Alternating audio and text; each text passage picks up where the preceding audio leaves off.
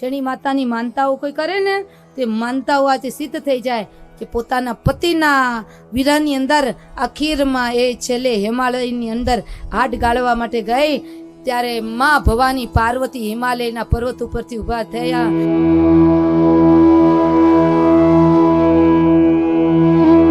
એક દીકરો કોઈ છોકરીના પ્રેમમાં પડ્યો.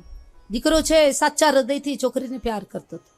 લગ્ન પણ કરવાનો હતો, કોઈ ખોટું નહોતું. કુલીન સંસ્કારી બંને પણ પક્ષે બધું બરાબર હતું. પણ થોડા મહિના સુધી એ છોકરી એની સાથે હરી ફરી, પિક્ચરો જોવા ગયા, નાસ્તા કર્યા.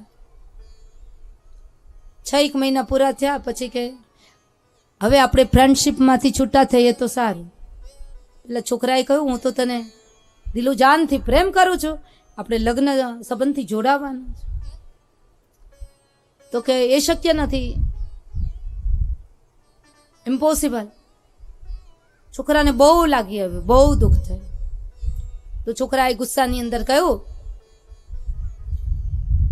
તને જો એવું હોય ને તો મને મારો ફોટો આપી દે, મેં તને વીટી આપી છે પ્રેઝન્ટમાં, એ પણ મને આપી દે. પેલી કાઢીને આપી દીધી ને કહ્યું કે ફોટો પર્સમાંથી કાઢવા માટેનો હું બહુ ઝંઝટ કરતી નથી, લે આ પર્સ, આમાં ઘણા બધાના ફોટા છે, એમાંથી તારો ફોટો એ કાઢી લીધો. સમજણ પડી? પ્રેમ હોય તો શેણી ને વિજાણંદ જેવા, કે શેણી આડો વિંજણો ને વિજાણન આડી ભીત, પડદેથી વાતું કરે ને બાલાપણની પ્રીત. ને એ શેણીએ વિજાણંદના પ્રેમની પાછળ હેમાળે હાડ ગાળ્યો અને જગતની અંદર એ શેણલ માતા તરીકે, આદ્ય શક્તિ શેણલ માતા તરીકે આજ બનારસની અંદર શેણી માતા તરીકે ઓળખાય છે. શેણી માતાની માનતાઓ કોઈ કરે ને તે માનતાઓ આજે સિદ્ધ થઈ જાય કે પોતાના પતિના વીરાની અંદર આખીરમાં એ છેલ્લે હિમાલયની અંદર હાડ ગાળવા માટે ગઈ ત્યારે માં ભવાની પાર્વતી હિમાલયના પર્વત ઉપરથી ઊભા થયા અને એ શેણીને આહવાન આપ્યું કે શેણલ આવી જા, આવી જા, આ છે પ્રીતુ. બાકી આ તને ફોટા ઘણા બધા ભેગા કરે, એમાં જોઈએ લઈ લે, આ પ્રીત કહેવાય.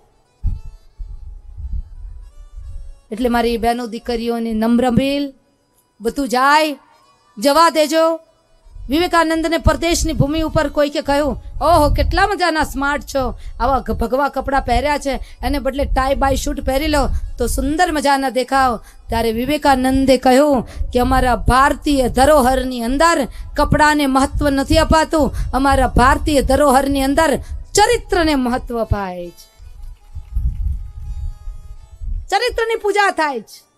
એટલે જેનું ચરિત્ર ઉજ્જવળ હોય ને એનું જ ચિત્ર આપણે ઘરની અંદર રાખીને એની આપણે પૂજા કરીએ છીએ. આવા મહાપુરુષોની પૂજા આપણે ઘરની અંદર કે એના મુખારવિંદ જોઈએ, એનું ચિત્ર જોઈએ તો આપણું જીવન સફળ થઈ જાય. કે આંખ ખુલતાની સાથે શંકરાચાર્ય, વિવેકાનંદ, આપણા કોઈ સદગુરુ, એનું ચિત્ર આપણે ભિત્તિ ઉપર ટાંગેલું હોય ને આંખ ખુલતાની સાથે જોઈએ તો આપણું જીવન, આપણો દિવસ સુધરી જાય. એટલા માટે ચિત્ર ઉપરથી ચરિત્ર, ચરિત્ર ઉપરથી ચિત્ર નક્કી થાય છે.